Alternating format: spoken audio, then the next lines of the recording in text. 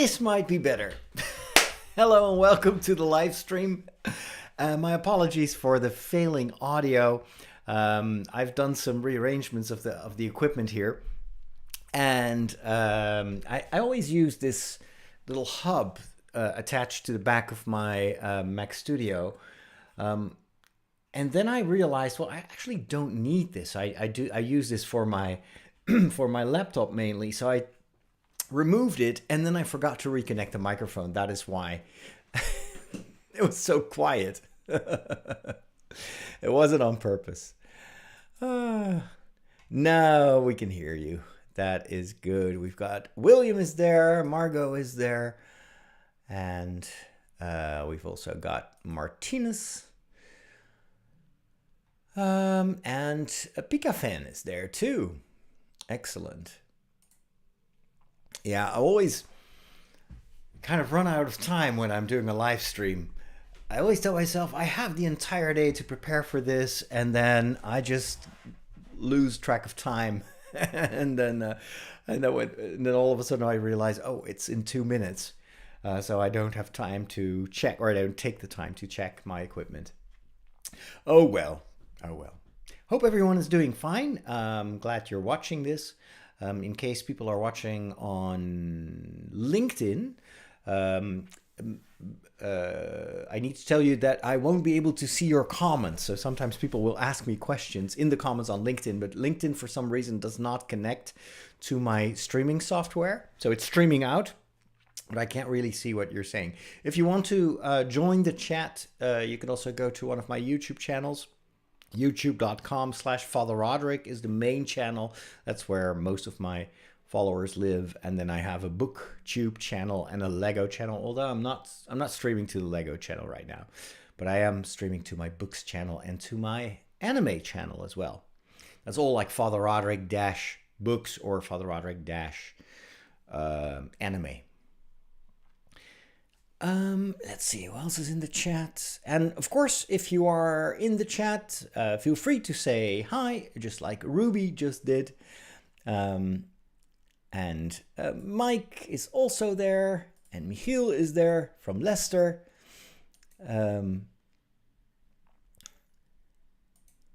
Martinez wants to know if I'm excited for the Star Wars celebration. Yes, I'm looking forward to all the news. I'm actually... I will be able to follow this off like where I am. Hopefully they'll stream some of the stuff on YouTube. Since obviously I'm not in Japan right now. And originally I was planning on being on a pilgrimage. However, I have some issues with my knees, just not enough. I don't feel safe enough or fit enough to go and walk long stretches every day. And so I decided to stay home for the next couple of weeks. And that means that I can actually follow the Star Wars celebration. I don't know exactly what they're going to do with the time difference, because of course Japan and the United States, that is kind of like on opposite ends of the time zones. So it's possible that for a lot of Americans who want to follow that, they'll need to wake up very early. I don't know. I must check if and what they stream and when. But yeah, I hope that we do get to see a trailer for the new, for the upcoming Mandalorian and Grogu movie. I'm actually pretty sure that we will. They will probably show the first 2 episodes of Andor Season 2 for the people that are attending, or at least for those that have managed to get into the main hall. I think Andor is also going to premiere like a day later or something like that. So good times ahead. And then maybe also some news about the Daisy Ridley movie. I hope so. I really think it's time that they divulge a little bit more about their future plans, even though they'll probably marketing-wise focus on the Mandalorian and Grogu movie. But for me, that is just like an aside. It's almost like a glorified TV movie. For me, that's not that's not what I really long for. I want to see like a proper continuation of the core story of Star Wars, and for me, um, the Daisy movie. I'm still a bit fuzzy because I'm recovering from a very busy weekend. I will talk a bit more about that in a minute. Um, Margot has the same brain as I have. Like when you have a deadline, all of a sudden, we we speed up and we rush things. Peter is there as well, and Mr. Beckham wants to know if I'm excited about Andor season 2 starting next week. Um, and you're starting classes to receive the sacrament of confirmation. That is excellent news. I'm very excited about Andor. I think it's the best Star Wars story that we've had in a long, long time. What I've seen from the trailers is it looks amazing. It looks just like a theatrical release. The quality's top notch, but of course the story, that's what matters. And I love what they're doing with this innovative way of telling the story. So they're gonna separate the story into 3 chapters, you could say. So every 3 episodes will jump forward in time, and so it's going to be a year later. But they're not going to do much hand holding, and I'm very intrigued by what Tony Gilroy was saying in interviews about kind of the chances that they're taking. They want to plunge you straight into the action. They're not going to do too much exposition, like, oh, you know for those of you that don't know what happened in the past year, they're not going to explain. So that requires, I think, very good storytelling. I'm really eager to see how they will solve that problem.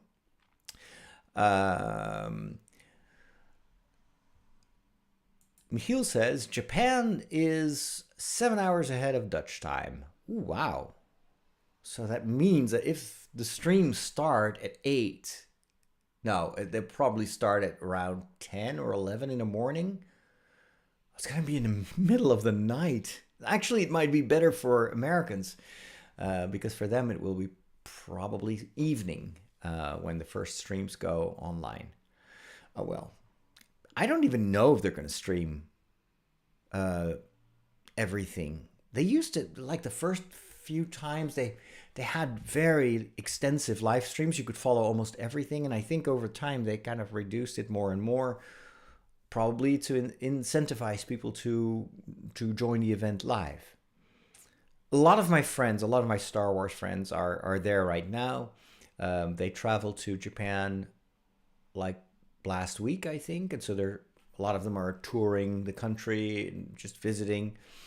And then, of course, they will have the actual event.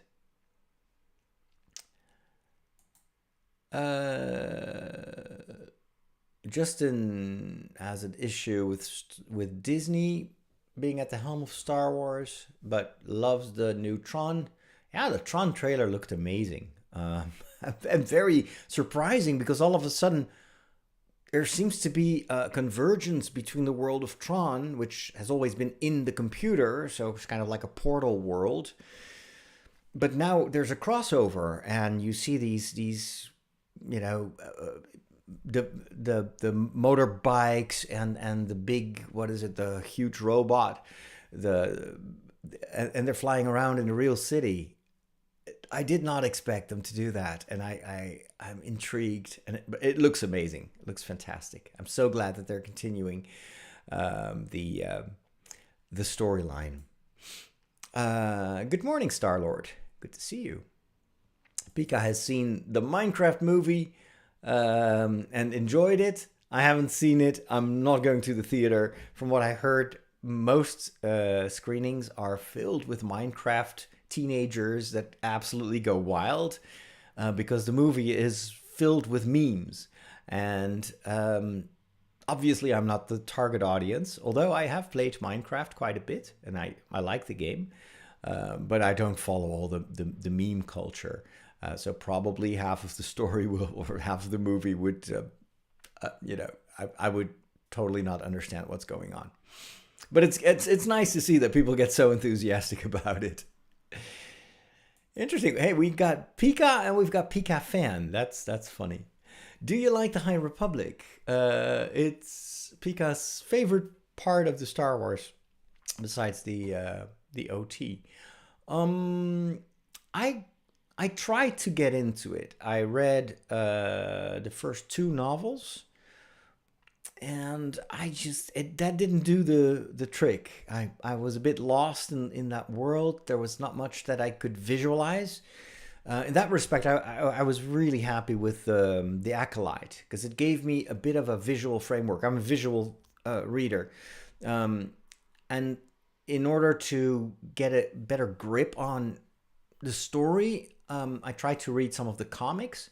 So I plowed my way through the first batch of comics, and they were not very good. The thing that I found the most difficult is that you don't have core characters.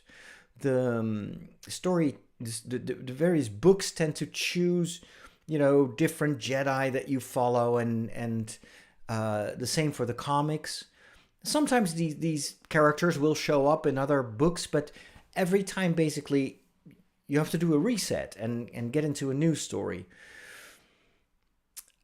For me, that was hard. I prefer stories where I can just start small, follow a few characters, and then gradually the world opens. And this was the opposite. There was just this big world that I'm not familiar with. There is a whole history that I don't know. And then you don't know who to invest in. That was my big issue with the first book. You start to read, and then there are a number of characters. And I always try to pay attention to the first part of the book because I imagine these people are going to be important. They're going to be my guides. And then everyone gets killed off in the second chapter. And then we get more characters. And it's like, it's too much. It's overwhelm. That's probably me. It's probably not the story. But so I just gave up. I was like, yeah, I'll just wait for a TV show. And maybe in the future I might, go back to it. But right now, for me, the story that I'm most invested in when it comes to the High Republic is The Acolyte. I thought it was a great story. I really want to know what happens next to the two sisters. I think they set up a very interesting backstory of Darth Teeth and the creepy guy in the background, Darth Plagueis maybe. There was just so much promise. And the first season wasn't perfect, but I thought it was very decent. It was definitely better than, for instance, the Boba Fett show. But unfortunately, we're never going to see it. At least not in the form of a TV show. And it's kind of surprising because the show, from the looks of it, actually has been very successful for Disney. Way more people watched it than you would gather from all the the hate videos that you can find online, showing again that the dark side of Star Wars fandom is actually percentage-wise a very, very small group of people, but they're super loud and they're very dominant and aggressive. But I think for the majority of Star Wars fans, they're in a very different mindset, thankfully. All right. Ruben wants to know, is there a summer movie that you are anticipating? Yeah, good question. I'm interested in the Avengers movie. I don't know actually if that's going to be a summer movie or if that's for much later. And then there's the Fantastic Four movie, right? I'm a huge fan of the Fantastic Four. That always have been. For me, those are my favorite Marvel characters. That may surprise you, but I've always loved the Fantastic Four. So I'm very stoked about the fact that we're going to get a proper movie. I hope they're going to do a good job. I love the trailer, but I don't know anything else about it. So unfortunately, still no Star Wars in theaters this summer. And by the way, the whole summer release, the summer blockbuster concept is something that, at least in my country, in the Netherlands, we're not that familiar with. I think it's more of a North American tradition to launch blockbuster movies in the summer. I think it's probably due to the fact that in the summer here, people don't go to the movies. At least I never ever went to the movies in the summertime. Movies were for the winter. And so in the past, when the prequels came out, uh, the the Phantom Menace premiered in North America in the summer, and it would only premiere, I think, in November or something like that in the Netherlands. So months later. Now, obviously, being such a huge Star Wars fan, I didn't wait for the release in the Netherlands. I traveled to the United States and got to see it live, or during the premieres. Um, and now, obviously, because of digital distribution, you can do a premiere of a movie concurrently all over the planet. So that probably might influence the kind of the summer releases over here in Europe as well. Even though I still don't think that many people would want to go to the movies in the summer. You want to be outside. We are in a relatively cold part and wet part of the world, and so when the sun shines, you want to be outside. You don't want to be in a dark theater. Star-Lord has moved on to painting his bathroom. No, the kitchen. The bathroom is done. Painting the kitchen. Good luck with that. Oh, by the way, if you have any tips for summer movies that are upcoming, I must say I used to have a much better handle on movies and on the world of theaters because in my podcast I used to always talk about new movies. Actually, I did. There was a time where I would go to the movies every week because then I had a movie to review on my YouTube channel and on the podcast. And I stopped doing that because it just took way too much time. And so now I usually wait until a movie releases on one of the streaming platforms. I do have subscriptions to at least to all the major streaming platforms that are available here in the Netherlands. A couple of them, I have them at a reduced cost. So Apple TV, I share that subscription with two other friends. So that lowers the price of the subscription. I have the same thing. I have half price for HBO Max. So whatever and I have the lowest, like low resolution version of that. My TV does a decent job upscaling. So I pay $5 for that per month, which is really cheap.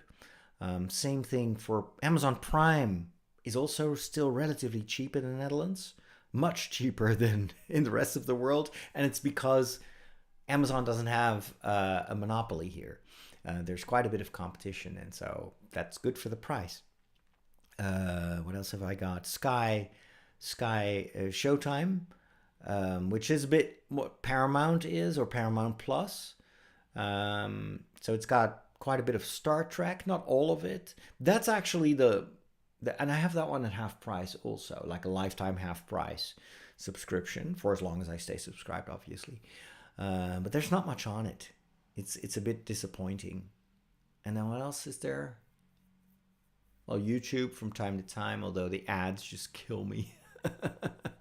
And then I have a Plex server, so I do have some movies that I have on my hard drive, so I can watch some of the stuff that is no longer available on any of the streaming platforms. And I have quite a big Blu-ray collection, which is actually behind me here. This is why there are these doors, because if I open them, you see, these are my DVDs, and well, I got rid of 80% of my DVDs, and most of this is special editions, Blu-rays.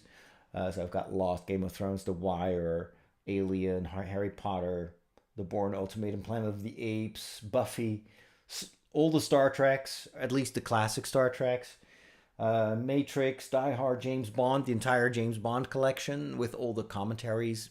Fantastic box set. And then down below, I have all the seasons of The Simpsons until they stop releasing them on DVD. And those are also very valuable to me because they don't sell them anymore. They don't make them anymore. Every single episode of The Simpsons on these DVDs has director's commentary. and it's so fun, so much fun to listen to the stories of how that series was made. I got a very old science fiction show there, Blake 7, which was a BBC production. I grew up with that. Yeah, my youth was mainly British science fiction. So Doctor Who, Blake 7, maybe Logan's Run, although that was American. And then you had Space 1999, which was American too. And some smaller series as well. What else have I got? Jurassic Park, Toy Story, Big Bang Theory, Back to the Future. I've got the 4K version. That's one of the only 4K Blu-rays that I have, because Back to the Future is my comfort movie. And then you cannot see this, but there on the lower end, the lowest part of the shelf, I have The Sopranos, the entire DVD series. Also because of the commentary. The West Wing, same thing. You can watch it online, but this one has a ton of extras. And then I've got the original 3 Superman movies. A DVD release, lots of commentaries. There's probably a better version available on Blu-ray. But those were my only superhero movies when I was young. So for me, superheroes, that was basically Superman. There were no Batman movies. There were no Batman comics. Spider-Man was completely absent. And I think I only knew about the Fantastic Four probably because of a comic book I found at the library or something like that. So, yeah, I missed a lot in my youth. Let's see. Robert wishes me a blessed and grace-filled Holy Week. Same to you. Yeah, we're actually in the middle of Holy Week. Well, in the middle. We're approaching the middle. So that started on Palm Sunday, last Sunday. But the most important days are Thursday, Friday, and Saturday. And Sunday, obviously. So that's what they call the Triduum, the Paschal Triduum. So that's 3 days. It's Holy Thursday. It's the commemoration of the Last Supper. And also the beginning of the suffering of Jesus when he's apprehended. Then on Good Friday, it is the commemoration of his death on the cross. And then you have Holy Saturday, which is a day of like there's nothing because it commemorates the fact that Jesus is dead. And then in the evening or at night, there is the Paschal the vigil, the Paschal Vigil, which starts with this very impressive liturgy where the new candle is, Paschal candle is carried into the church, and then everybody lights candles with that light, and we read a ton of biblical readings. And then on Sunday is just a regular first day of Easter. We also have the second day of Easter here in the Netherlands, which is IKEA Day. Like everyone goes to IKEA for some stupid reason. Anyway.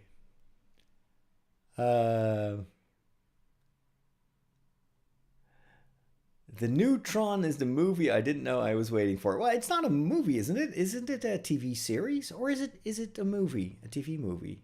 I don't know. But like me, you didn't think that real world Tron was possible. Neither do I. I wonder how they're going to explain it. Because it's supposed to be inside the computer, right? Wyvern says, I am now sitting in Tokyo. Lucky you. And we've got our cards for the Star Wars celebration. 1 hour waiting, but it was awesome to see all the fans from all over the world. Will you follow the con online? I certainly will. Oh, wow. That is so cool. So you probably ordered the cards, the tickets, before you traveled, and then you have to pick them up. When is it going to start? Is that, tomorrow or on Thursday?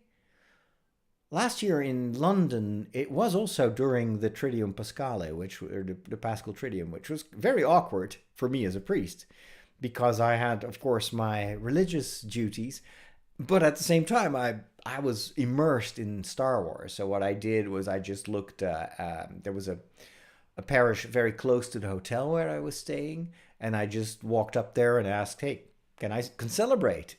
They had no clue that I was there for the Star Wars celebration, but I used to feel very guilty when I would do something like that, and I think that my perception of what my job is as a priest, or like my specific task as a priest, as a geek priest, you could say, um, is to be with these people. I always consider myself as a kind of a pastor of the geeks, and so just as on a Sunday, for instance, I would take lots of time after Mass to talk to my parishioners. The only difference is that I do that in the context of a Star Wars convention. Or this past weekend, I was at the Europe's biggest fantasy and costuming festival. This is an event that I discovered many years ago, thanks to Star Wars, actually. I have a lot of friends that are members of the 501st, the Dutch Garrison, which is a division of the 501st. So these are cosplayers dressed up as stormtroopers, Darth Maul, Darth Vader. So it's all kind of dark side characters. And I think at the time I was hoping to create a documentary on Star Wars or something like that. And then I heard that they would have a gathering at that festival, and so I bought some tickets, and I had never been at a costuming festival, so that was my first encounter with cosplayers, and it was wild. I'd never seen something like that. I felt at the time very self-aware because I was walking around in as a priest. I felt very, kind of out of place. I didn't know anyone except for my Star Wars friends, but even Star Wars felt a bit out of place because most of the event is kind of fantasy based.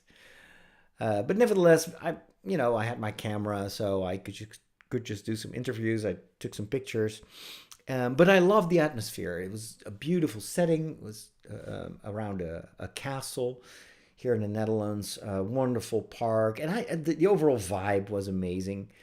And so I kept coming back year after year. And then, Star Wars became less dominant and less important in my life. And at the same time, my geeky horizon was expanding. And I was getting more and more into fantasy, into books, and into, D&D and all that stuff, board games. And so every time I go to an event like that, I film. And at the first few years, I always told myself I need to create a documentary about this, and then I, of course, never had the time to post any of that online because editing takes days, if not weeks, and so I never got around doing that. And for the past 3 times, I changed my approach. So what I did was, my aim is to make friends, to create connections. And the advantage is, because it's a costuming festival, most people actually think that I'm cosplaying. And I got that question so many times this past weekend. People are like, when I tell them that I'm not cosplaying, I'm a real priest, they're like, what? But then they really appreciate that I'm there. And so in previous years, I always would feel a bit guilty if this was, especially on a Sunday. It was like, I should be in church. And usually, actually, I would combine it. I would first celebrate Mass in one of the locations here, and then I would go by train to the festival. But this month, I was supposed to be traveling, which means that I asked the parish months ago, please don't schedule me for the weekends or for the Easter celebrations during this month of April, because I might actually be walking the Camino, and I'll be somewhere in the middle of nowhere in Spain. And that was actually my plan. And what I wanted to do was to go to this event and then immediately fly to Spain and walk the Camino for about 2.5 weeks. But the thing is, I noticed. So for this event, I went there on Saturday, woke up at 6, and I was on my feet for, oh boy, at least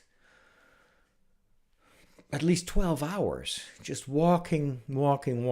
And what I did was I focused on creating as many interviews as possible with cosplayers, with fantasy authors, musicians, artists, whoever I thought could have an interesting story. I was like, okay, I'm going to interview that person. And if you follow me on Facebook or on Instagram, you may have read some of those portraits that I created. Because I got this idea, like, all these encounters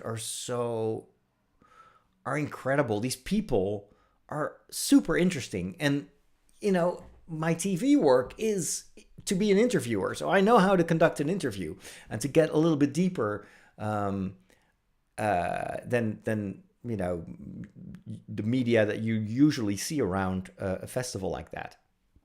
So I decided to write a book. It's called The Kingdom of Dreams, or Kingdom of Dreams, because it's kind of what I want to do is to write an introduction where I say, a lot of people kind of look down on Star Wars fans or fantasy fans, and they think it's not serious. But actually, it is very important what happens on events like that. Storytelling itself conveys values, brings people together, just like religion has always done. And when Jesus talks about the kingdom of God, it's not something that is immediately visible. It's something that grows. The more people hope for it and work towards it, the more it will realize itself. And for me, that is a beautiful kind of connection to events like that. The festival itself has a meta story where it's a kingdom. You once you step across the border, and there's literally a border, there's a line on the ground, and there are guards, and they tell you to jump over them, and then you are in the world of fantasy. You're in this kingdom of Elfia, and there's even a king and a queen walking around, and so you're in a fairy tale. But what happens during a day like this is you are in a world where you can rehearse how to be the best of yourself. Everybody is kind. Everybody is creative. The vibe is incredible, and everyone I speak tells me that this is this gives them, this fuels their energy for months, and lots of friendships, including in my life, have been forged there. And so for me, events like this are not just like make believe or escapism, but they are moments during which you can actually experience what the world could be like if everyone was kind. And I think we need that more than ever in our current crazy and dark world. And so I'm writing this book where every 2 pages there is a photo, like a portrait photo of a cosplayer, and then I have a story. It's based on the interviews that I do, and that's why I wanted to film so many interviews. And the funny thing is, if I am in interview mode, I am not afraid at all. I just walk up to anyone because I'm from TV. And so I had the most amazing conversations. This year, I think I conducted my best interviews ever. And it went very deep, and sometimes surprisingly deep. So, for instance, there was this author, fantasy author, and I kind of like first I just chat, ask some questions about the book, even before I say that I want to do an interview. And so at one point I proposed, like, can I interview you about your book? And the reaction was a bit like, well, I don't know if I have anything to say. It was a bit reluctant, and it was like, come on, we're just gonna do it, just plug your book, who cares? And so I did that, and then after 2 minutes he tells me this story about his girlfriend who died, and then that was for him, like, that changed everything in his life. And then he wrote his first fantasy novel about loss, about grief, and he used basically the story to process what he just went through. I was listening to that story, like, whoa, I totally did not expect the conversation to go in this direction. And I had a couple of interviews that were like that, where people, and maybe it's because I'm a priest, people feel very safe to just confide in me and tell me. I also had a lot of conversations that I did not film. And those are the moments that I realize, this is where I'm supposed to be, even though this is the weekend of Palm Sunday and all my colleagues are running around celebrating masses all over the place, and that's very important and very valuable. But my parish is here. It's during those festivals, and I hope that I can be a bit of a shepherd for all those people that would never go to a church. But why, I come to them. And so it was a really wonderful experience. And another thing that was really, there's this other guy. And it's over time that you realize, yes, this is where God calls me to be. And this was it on Sunday? Yeah, this was on Sunday. So on Sunday, Palm Sunday, I celebrated Mass here at home. So I could basically, save time also, and nobody in the parish was expecting me to show up there. And then I got out of the train and I wanted to walk to the castle, which was about 3.5 kilometers from the station. And all of a sudden I hear, I'm walking around in the fields. So really, like, I just left the village and I'm walking, grass, surrounded by grass, trees, and very, very rural. And all of a sudden I hear someone calling my name. And then there's someone on a bike, and he stops and he looks at me and he's like, Father Roderick, it's so great to see you again. I was like, I had no idea who he was. Yeah, we talked at last year at the event, and you took pictures of me, and still I had no idea who he was. So I try to kind of be polite, like, oh really? Oh yeah. Well, reminds me again. What was your costume? He said I was dressed as a monk. Still didn't ring a bell. And then we just walked, and he starts to tell me this story. He said, let me tell you, like, last year when you interviewed me, or actually I didn't interview him. I just took a few pictures of him in his monastic garb. He said, what I didn't tell you was the reason that I was dressed as a monk. And he said this happened a couple of years ago. So I think he's in his 30s, early 30s or something like that. He's a dad. He's got two kids. And he said, he told me that his father actually walked the Camino de Santiago, and always wanted to, had expressed his dream that one day he might walk the Camino with his son, which was the guy walking next to me. But then he was diagnosed with MS, multiple sclerosis, and at a very young age. And I don't think he had kids yet, or maybe he had very young kids. But that was, of course, horrible news. And at the time, they thought it was a very aggressive form, and the prospects were very, very dark. Nobody expected him to live. At least not, he might live still for a couple of years, but he would be severely handicapped. And so his father, hearing that, was like, but I really want to walk the Camino with my son. You know what I'm going to do? I'm going to walk the Camino again. And he stayed in touch with his son. His son had just been diagnosed, like a week. The diagnosis was a week old. His father went to walk the Camino, and in every church, he lit a candle asking God, please allow me to walk the Camino with my son. And he did that for the entire journey. Now, he's still walking besides me. So I'm like, well, clearly that prayer was heard. And this is what happened.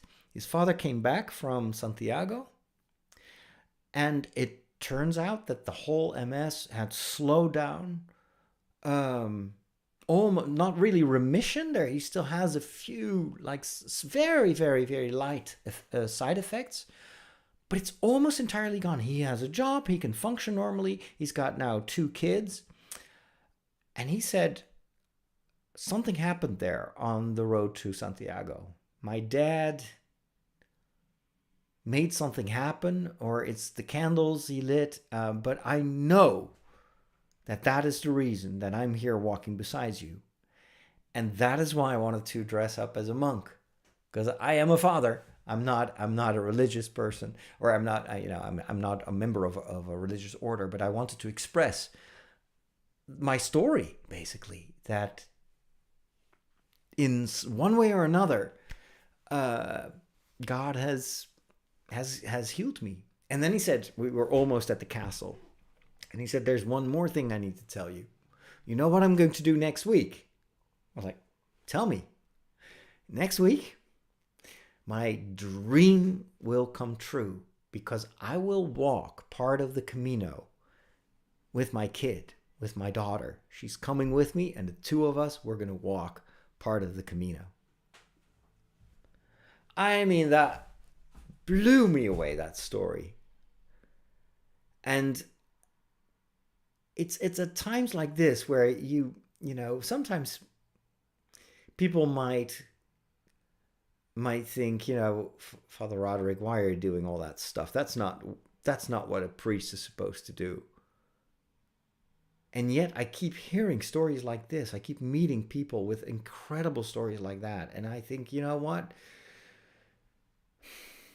Who are we to say that God cannot work through fantasy, through festivals like this? Wherever you have genuine encounters and you open up your soul to someone else, God is there. And you witness what God is doing in the lives of people. And it's not always the people that go to church that have stories like this. And so this weekend was absolutely incredible. And I think it was very important for me also to realize that what I do here with this live stream, what I do on YouTube, when I talk about Star Wars and when I give updates about the fantasy novel that I'm writing, I do that because it's for me a way to build communion, to build friendship with you. And here we are. You're watching this live stream. You're asking questions. We have a conversation. You may be on the other side of the planet, and yet this too. This is my parish. This is where I think God calls me to be, and so that makes me very happy, because I've had years and years of doubts, and I would ask myself, you know, I would always try to justify myself. Like that's why I was always filming. I was like, well, I gotta work. And now I'm more and more kind of letting go of that idea. What is the most important thing that I do is to be there and to be available. And people now know me, and they walk up to me and they just want to give me an update on their lives. And it's sometimes just people I've talked to for a few minutes. And then I sent them the photo, and then the next year it's as if they've known me for years. And it's sometimes because they started watching my YouTube channel, or they started listening to the podcast. And so there is a relationship that is growing, even without me realizing that it started with that 2-minute encounter on one of those festivals. I'm so stoked. It's so wonderful. Sorry about the very long answer. I'll scroll down, see if I can get through more of your questions. Pika is going to a mini anime convention on Saturday. That is so cool. Oh, by the way, that reminds me that I think 2 weeks from now, I'll be at my first anime convention. So that's going to be interesting. I was invited to attend because they saw that I'm very much into anime.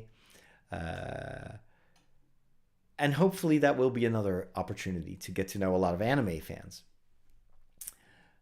Sino wants to know if I will do more videos on Freerun. Absolutely, absolutely. It is high on my list of priorities to continue commenting on every episode of the first season of Freerun because it's one of the most profound anime series that I know.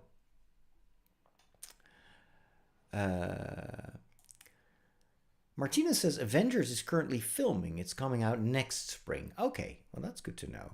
They already do a lot of marketing around it, though. What is your favorite unintentionally Christian book or movie?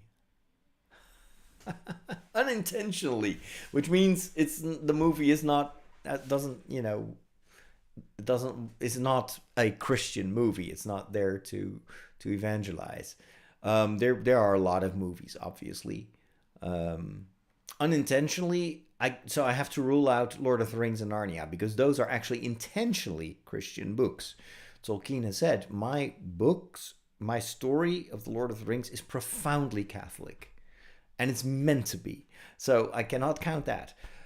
First movie that comes to mind is Family Man. It's a movie with Nicolas Cage. It's a Christmas movie, and he wakes up one day, and then all of a sudden, he is in the life that he would have had he not chosen to pursue his career. And I don't know why that movie touched me so much. But what I love about it, and why is this a Christian movie? It's because ultimately the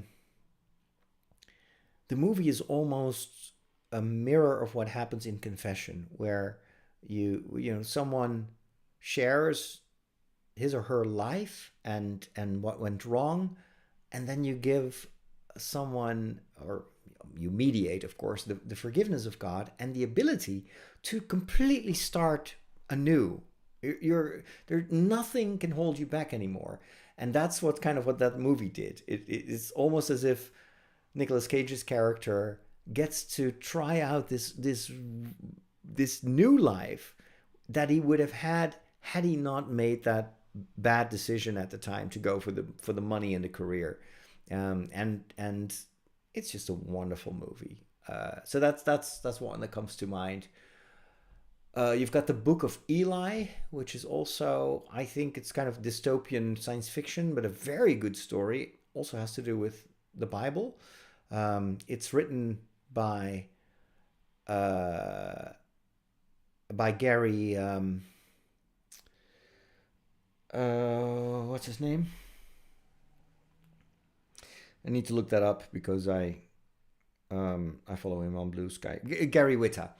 Gary Whitta wrote the script for Rogue One, but not everyone knows that he also wrote the script for the movie Book of Eli, and he's also a pretty good like novel writer. So I've got a few books of his I still need to read. Yeah, and he's an interesting guy to follow on Blue Sky, I have to say. Very grumpy sometimes, but also, I don't know. There's something about this guy that I really appreciate. All right, let's see. They have done multiple versions of the Fantastic Four. That's true. That's true. I'm a huge fan of the two movies that they did with Jessica Alba, and who else was in there? Oh yeah, Rogers, the guy who later would become Captain America, and he plays the Flame in the first two movies. I don't know why they flopped. I don't know why nobody likes them. I really like them.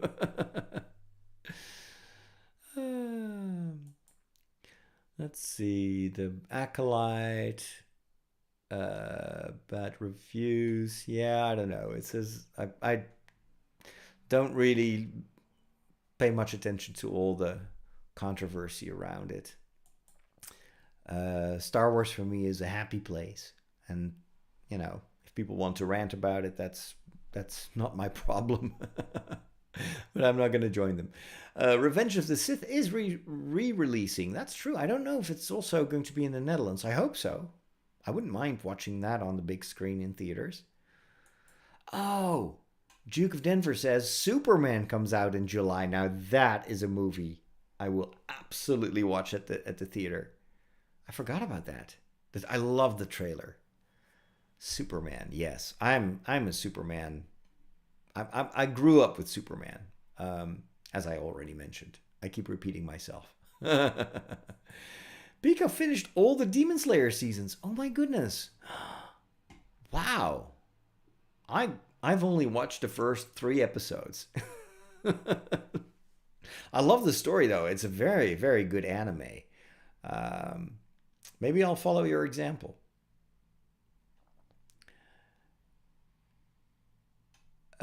Let's see.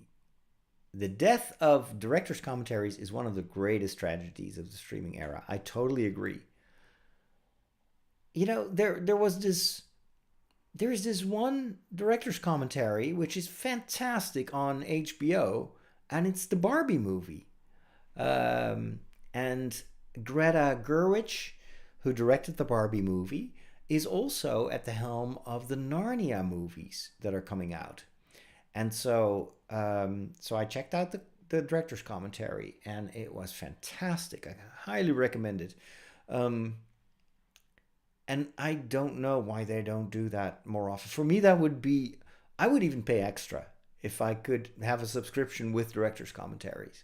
I remember I also have the box set of the Battlestar Galactica, and Roger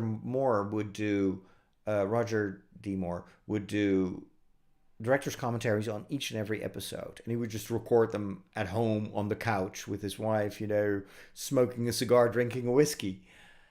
And I have such fond memories of those director's commentaries. They were fantastic. Yeah, I hope that will one day return. Marika, remember Space 1999? It was so good, and for the era, pretty good special effects as well. Have you seen Blade Runner? Yes, I've seen Blade Runner more times than I can count. I have the box set with all the versions, and I watch them at least once or twice every year. I love the new movie as well. I think it is fantastic. It's an underrated classic, and I really want them to continue. Anything Blade Runner is my thing. Yeah, I even have the old PC game, which is fantastic as well. So I bought it on Good Old Games, and it's a great game, and very, very much in the atmosphere is fantastic. Even though it's a very old game. I played that when I was in the university on an old Pentium computer. But I still have a blast playing that game. And the music, the Vangelis music is so cool. I recently listened to a podcast on the series that I've plugged multiple times here, What Went Wrong. And they had their episode on Blade Runner is fascinating. I learned a lot about how hard it was to create that movie, and how much of the best moments are the ones where the actors actually contributed to the script and changed dialogue and just proposed stuff to do. Such an amazing movie. Yeah. All right. Happy Holy Week to you too. Iron Childs wants to know if I've played the Last of Us games or watched the TV show. I've played a little bit of the Last of Us video game when I still had a PlayStation 4, which I don't have anymore. And I think someone borrowed me a copy. And then I never really got very far into the game. I thought it was amazing. And then I watched one episode of the TV series, and I just chickened out. Seriously, I'm so squeamish when it comes to movies with zombies and especially like these shock effects or the jump scares. And I, for some reason, I was like, yeah, I'm not in the mood for zombies, and I keep skipping over it, and it's stupid because I know it's ultimately not really about the zombies, and it's a great story. Yeah, I think I'll watch it eventually because I know it's excellent. TV show is fantastic. The game, I wish I could play the game. Unfortunately, it's still pretty expensive. A friend of mine actually has worked on the PC conversion of the Last of Us Part Two. So he is a software engineer or a gaming software engineer, and this was you know a huge game that he worked on. So I, even as a courtesy, I feel like I have to play that game. Wyvern says we ordered the cards online today. They gave the badges out Friday and Saturday. Wow! I hope you're gonna have a blast. It is so cool, and I also hope that you will get, you know, that you'll win the lottery, that you can get into some of the sessions because those are the best. And if you don't get, in the lottery of the big sessions, make sure you go to the smaller ones. They're all super interesting, and sometimes they have these overflow rooms as well. Um, and then of course you've got the free main stage. That's where I hung out in London all the time because I didn't win any of the lotteries, and so but those were pretty good as well. Got to see a lot of my favorite actors. What do I think of the King of Kings film that's coming out now? Um, it's based on Dickens' version of the Bible. So Charles Dickens had little children, and he felt that since he was a popular writer, he wanted to create like a children's version of the gospel. So that's what he did. It's pretty good. I think it's in the public domain even, so you can read it. It's very easy. It's an easy read, and I think it's a pretty decent attempt to summarize the story. Now, obviously, it's not. It's a bit of a blend between the various gospels, and it tends to lean a little bit on the moral side. Like it's all about Jesus loving the poor and helping the sick. Um, but I still think it holds up pretty well. Um, so I don't know exactly what the movie entails and how they will adapt that. Um, but it sounds good. I didn't know it was based on a Dickens story. I'd seen the announcement, um, but it didn't ring a bell. I didn't like. What is this movie? But interesting to see that that it takes the Dickens version as a basis. Um,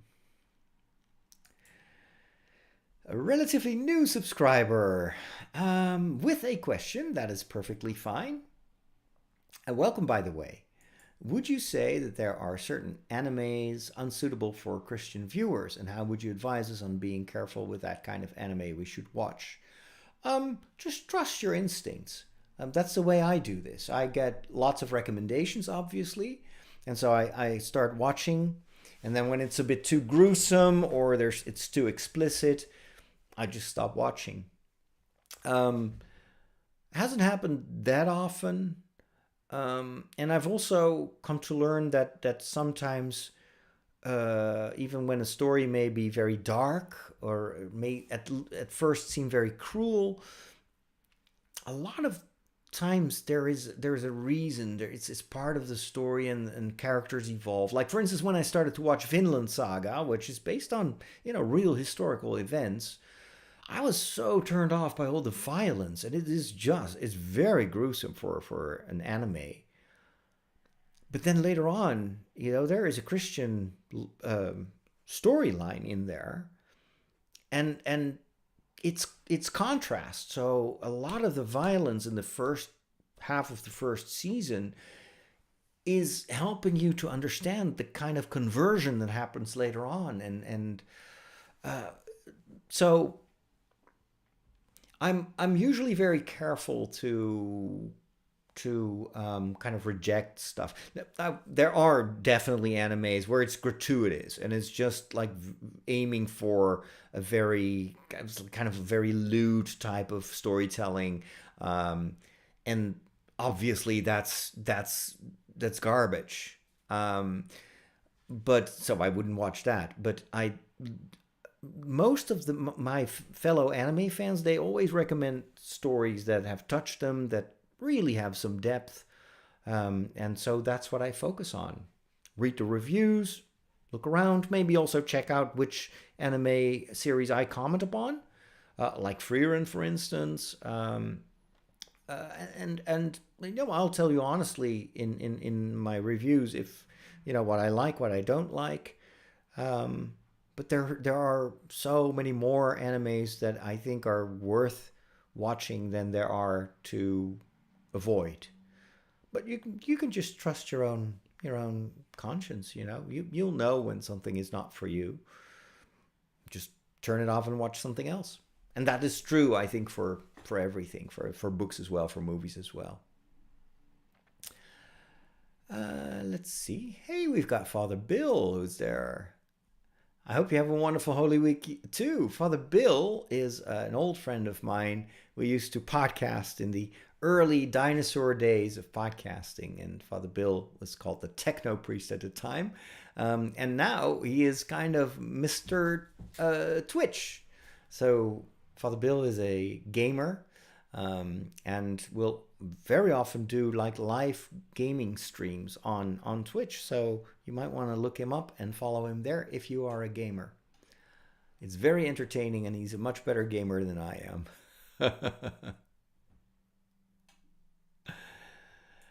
um, Coming back to the question about the anime, yeah, there's some raunchy series, etc. Sometimes also certain messages in anime that might not be healthy. You know what? Yeah, when it comes to the messages, um, obviously those are stories, and even stories with certain storylines or even values that you don't agree with can still be instructive, because you can determine where you stand when it comes to those storylines. I I tend to challenge myself. I tend to check out stuff that I normally wouldn't watch.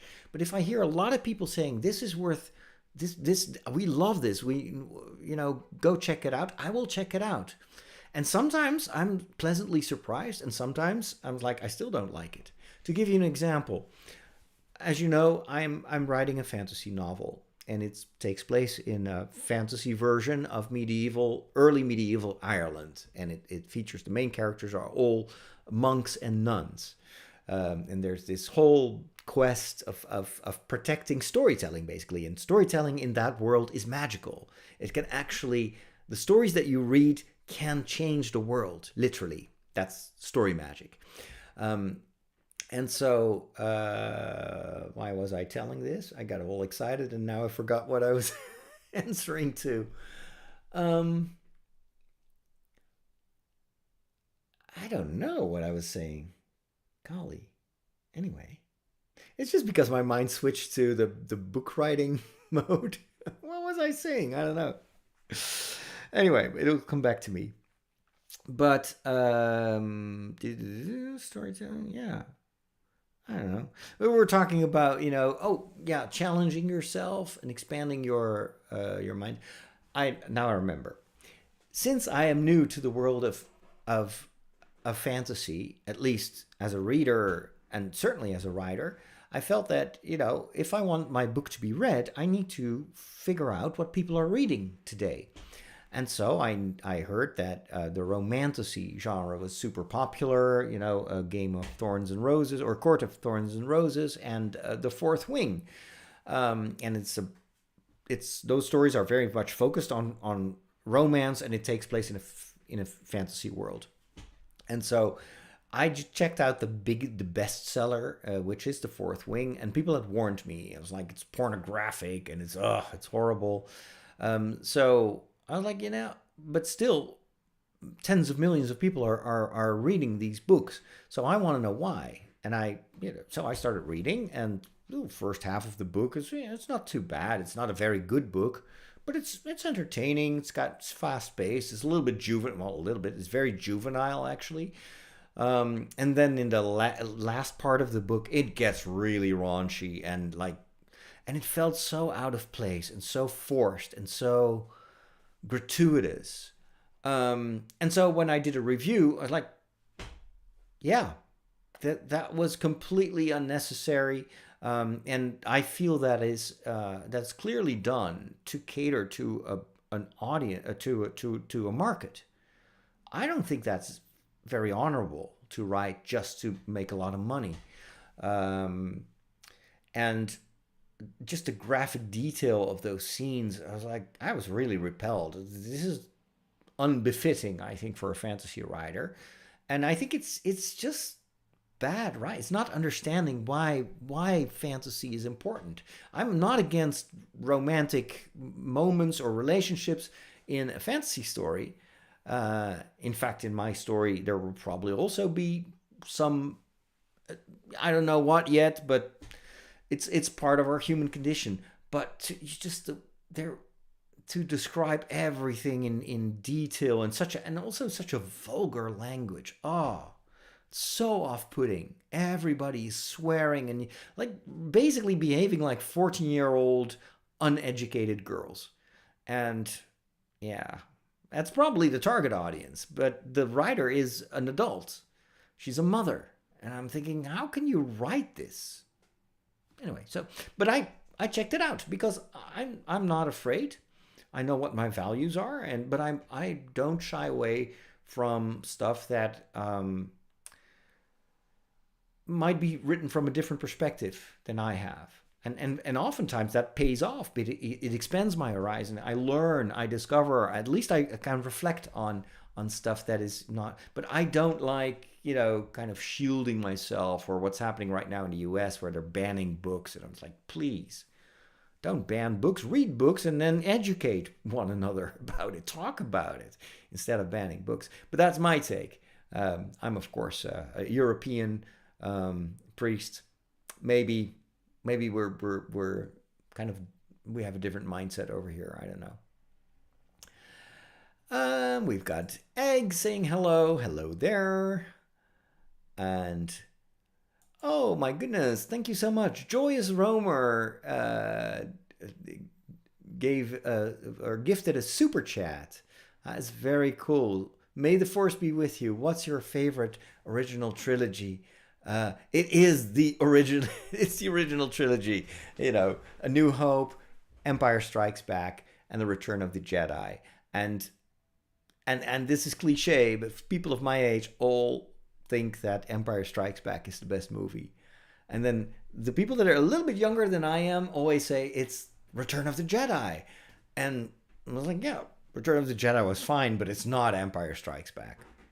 So I really love it. And it's also because snow. I love snow. And Star Wars in the snow is like, I remember I was in the theater. I watched this in the theater when it premiered. And I was there with my brother. And I remember the opening shot where the snow speeders fly out to tackle the AT-AT. And it's at one point there's this blue skies and it's super wide, and you've got this flying shot and the snow speeders and the music of John Williams. I remember just like my heart just exploded. It's like, this is the coolest thing that I've ever seen. Because you got to keep in mind that Star Wars used to be mostly, it's either a desert planet or it's in space. We hadn't seen like big robotic monsters like AT-ATs and ships that, first of all, had this cool triangular shape, and then they're not flying in space, they're flying in the snow. We had never ever seen something like that. That will always have a special place in my heart. And I think the Return of the Jedi was more conventional. It had a jungle planet, it got some teddy bears in it, and then instead of the huge impressive AT-ATs. You would have the AT-STs, which are just these two-legged like mini versions. And I'm like, where's the cool stuff? And then of course you got the big Death Star, but we already had seen a Death Star. We already blew it up. So I was like, oh, it's just a repeat of what they did in A New Hope. Whereas Empire Strikes Back, everything was original. Like Bespin, Lando, the betrayal, the big revelation at the end. Like every beat of that story is changing your perception of what Star Wars is supposed to be. And there's no other movie that has ever done something similar. So that's why I love Empire Strikes Back. I hope that answers your question. Thank you so much for your support. I really appreciate it. Have I ever watched Avatar: The Last Airbender? Yes. Uncle Iroh. I interviewed a cosplayer who actually met him last Sunday as well. And he always plays Uncle Iroh. And he is Uncle Iroh. Yeah, I love Avatar: The Last Airbender. Animated series is my favorite, but the live action series actually also really, really loved it. Yeah, I may repost that story of Uncle Iroh because I think I posted the interview as a blog, but that's people don't know where it is, and I think I also had the audio of the interview in one of my podcasts. But yeah. Stinkbug Deity. I doubt you remember me. I don't remember exactly the context in which we've talked before, but that doesn't say a thing because I just don't have a very good memory. But feel free to help me remember.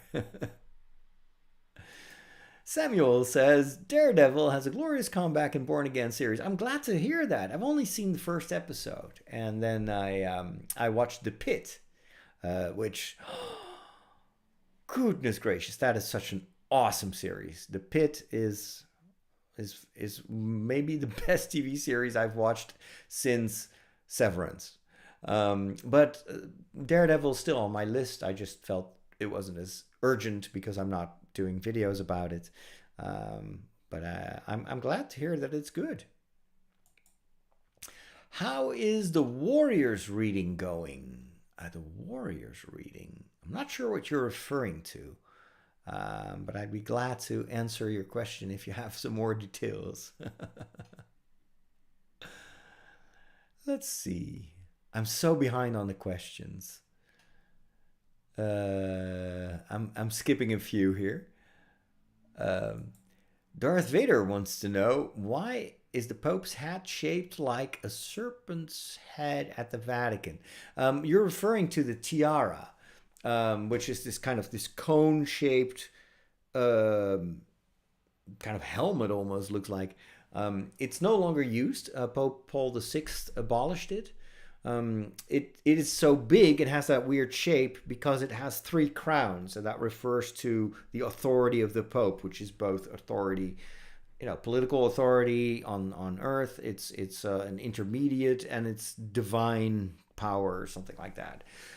So if you look closely, you'll see it has 3 crowns. Maybe actually I got this wrong, but anyway, you see it in the emblems still. But it's no longer used. Apparently the thing was pretty heavy as well. So Brandon is there again. Hi, good to see you again. Starlord says, I can't tell you how many times I unsubscribed from channels that went to the negative extreme. Yeah, it's unfortunate that a lot of streamers have discovered that they make more money if they are negative than when they're positive. Yeah. Focus on the good stuff and you'll feel happier. The Demon Slayer anime movie is coming out September 12th. That is good to know because that will also maybe help people to get into the anime TV show, which is pretty good.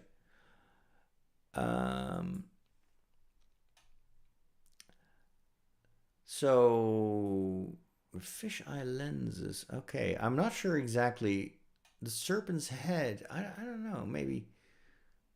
Or is it? Am I misreading this? The Pope's Hall? Shaped like... Anyway. Um, let's see. Have you read The Name of the Wind? I have not, but thanks for the tip. By Pat Rothfuss. Even never heard of it. The Name of the Wind. I love to get my book reading tips from the chat. Let's see if it's available. I only have 120 books that I'm reading concurrently right now, so there's always room for one more. Name of the Wind. Name of the Wind. Yeah, it's available here. Only as an ebook, so not as an audiobook. Oh, but it's in Dutch. All right, I'll check it out. It's fantasy, so why not? How do you like it?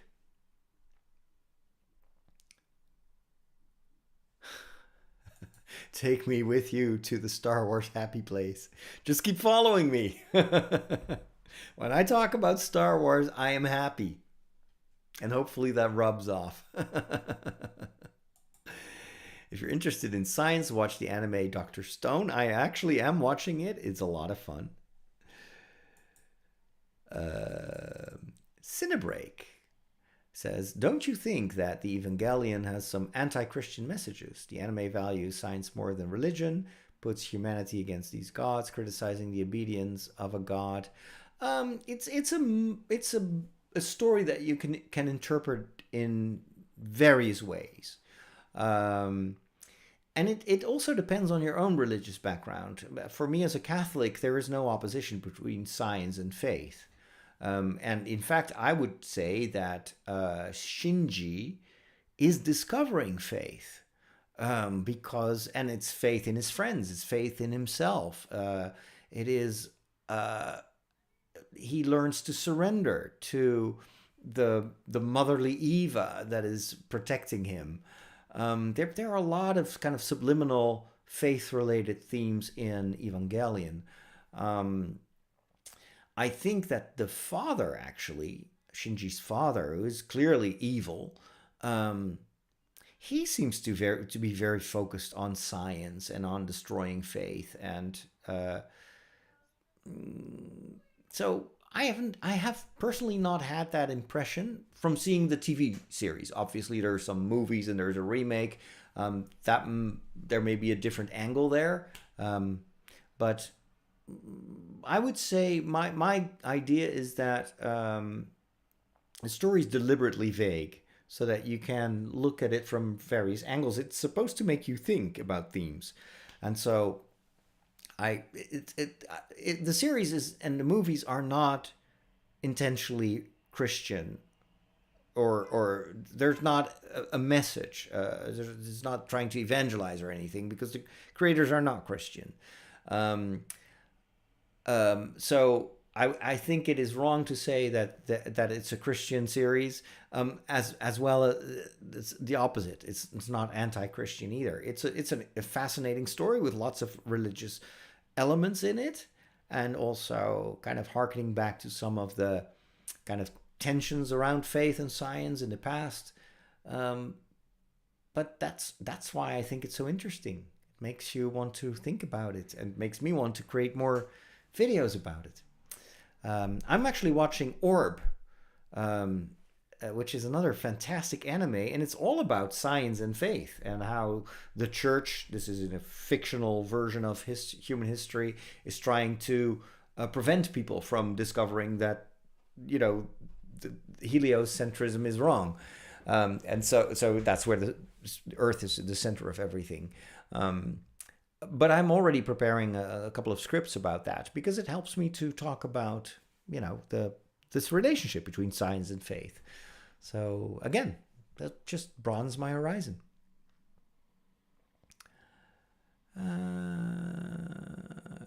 I think what you're talking about, you probably talk about the Paul VI Hall, which is, it's a huge sculpture. It's art. It's certainly not meant to look like a snake. It's actually Christ is in the center, and then you've got all the branches. So it's a tree of life kind of symbolism. But yeah, it's art, so you can see in it what you want to see. When in doubt, go do some research. Everything you see in the Vatican has like multiple pages on Wikipedia that explain what it's supposed to represent.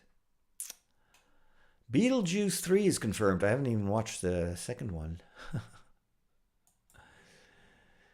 Makoto Yukimura used the medium of Vikings in, I suppose you're talking about Vinland Saga, as a means to delve deeper into the ethics of violent depiction in anime and manga. Wanted to construct a character who goes against the violence. Yeah. And, the father, who's in the beginning of the story, who gets killed, is clearly Christian. He's been converted. He's completely, against violence. That's also why the violence surprised me so much and shocked me so much at first.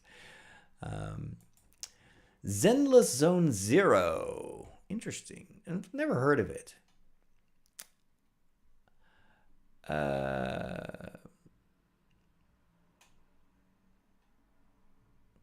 Let's see. I need to start wrapping up because we've been talking for almost an hour and a half.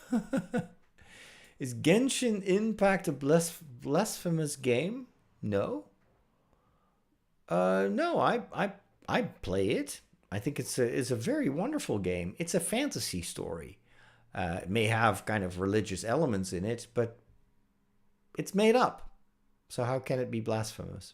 It's like the religion that is depicted is a fantasy version of religion, so I don't see why it would be blasphemous. Anywho, there's a special anime that came out which is called Apocalypse Hotel. Post-apocalyptic narrative where robots tend to a hotel vacant of signs of human life. A gradual upkeep towards demise. Interesting. I always like the kind of dystopian stuff. Interesting. Let's see.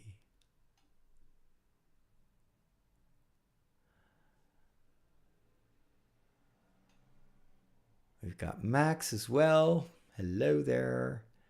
Have I checked out Black Lagoon? No, I haven't checked out anything new. Just catching up. The Warrior Cat series. Oh, yes, now I realize. Yes, I only read the first book, and I thought it was fantastic. And then I read the comic, which is based on the first 2 books, and I love that even more. Oh, there's someone at the door. I'll be back in a minute.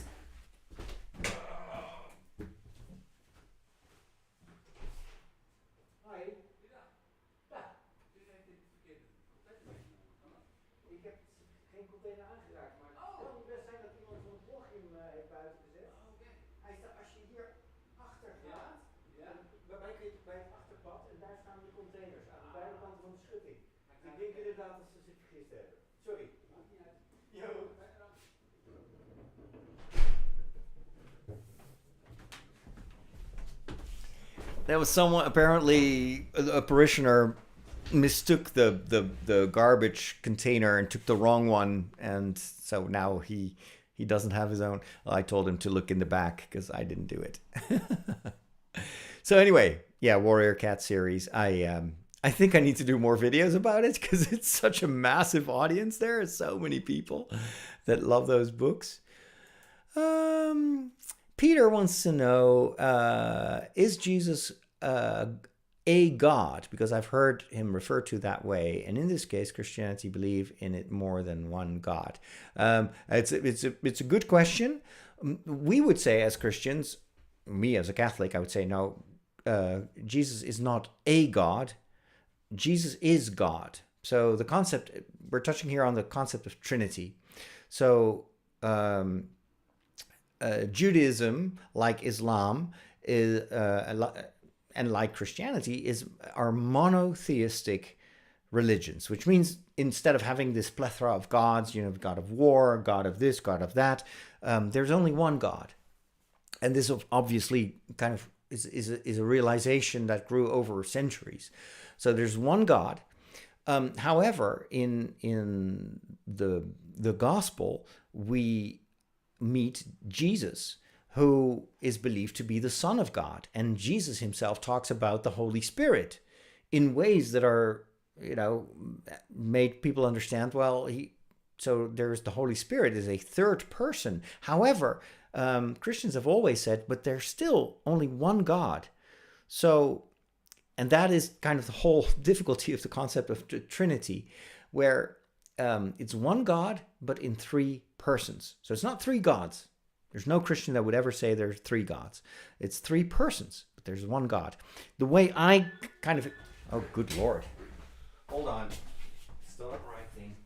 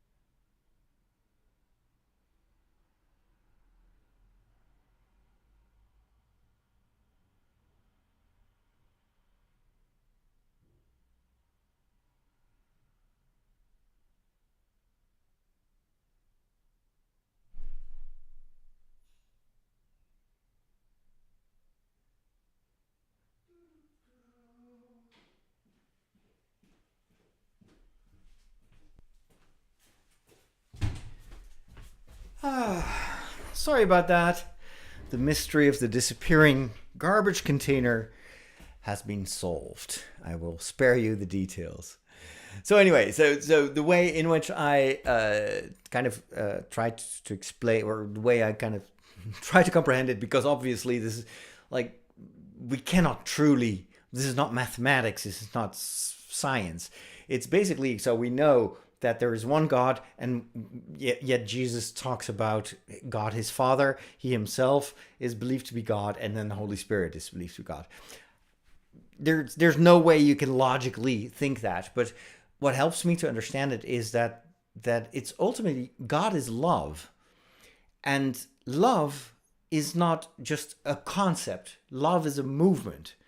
Love is something you give and something you receive. And so in God himself, there is this dynamic of love where the Father loves the Son as much as the Son loves the Father. And that love is so substantial and so all-encompassing that in itself is the Holy Spirit.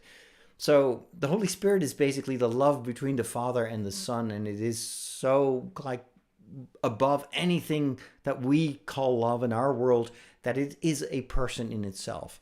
So I just think of like love is the glue of the Trinity, and love is one, and yet it's also three.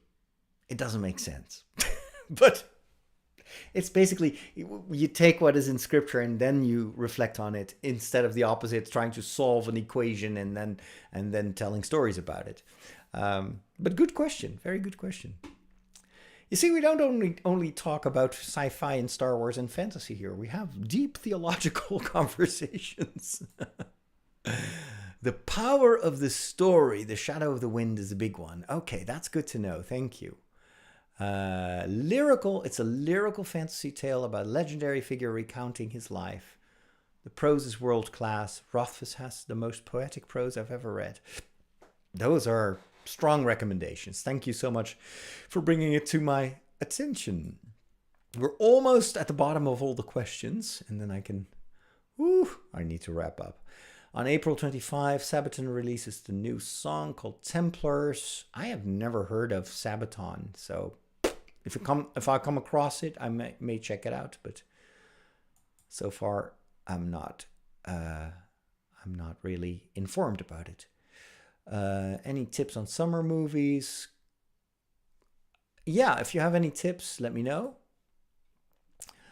Okay, so the Name of the Wind, and then there's a sequel called The Wise Man's Fear. Okay, that's good to know. Speaking of Orb, despite the entire series revolving around the church, I found that episode 23 was the most Christian of all. Interesting. Well, it's good to know. I think it's a very smart story. So I definitely want to do a series about it. I don't think I've not posted a video on it yet, but it's just time constraints. All right, well, thank you. I'm trying to be open-minded. The PC game of Blade Runner is awesome. It is absolutely fantastic. Why is Jesus the bright morning star in Revelation? Well, the book of Revelation, that warrants an entire separate stream. But yeah, there are lots of symbols that are used to point to Jesus and to, that have very specific historical references as well. It's a little bit too much to explain in this last part. We've got another Sabaton fan.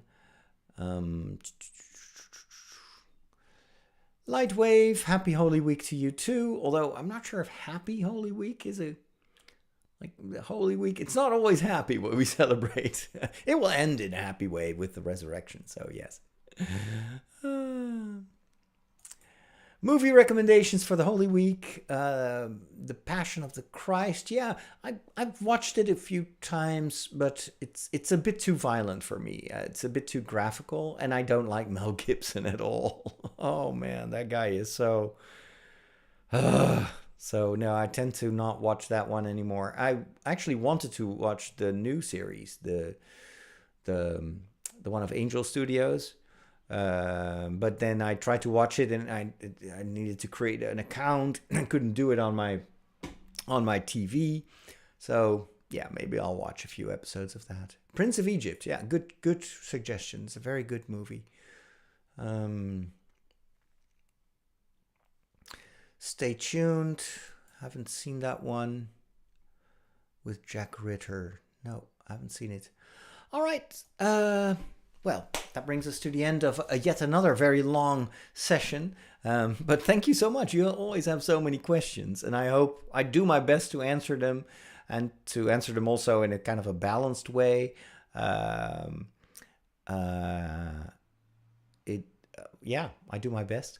But thank you so much. If you have more questions, there will be another live stream next week. So I hope to see you then. And of course, in the meantime, you can join my Discord, where you can also chat with other people. And I'm going to show you where you can find that. Oh, actually, it is already on the screen here on my left. So if you go to my Discord server, it's free and it's a wonderful community. So maybe we'll meet there. Final thing. Remember I talked about this book that I'm writing with all these stories about, cosplayers. It's you can now already subscribe. You can sign up for it. It will be available soon as a digital download. If you go to fatherroderick.com/free and leave your email address there, then I'll send you the link when the book is finished. I'm currently redacting about 15 more interviews, and then I have to do some formatting, so it's probably going to be released after Easter. But you can already have like a sneak peek of what the cover looks like. So again, it's fatherroderick.com/free. Have a wonderful continuation of Holy Week. Thanks for all your questions, and thanks for subscribing. Thanks for following and giving me the privilege of your time. It's greatly appreciated. Take care.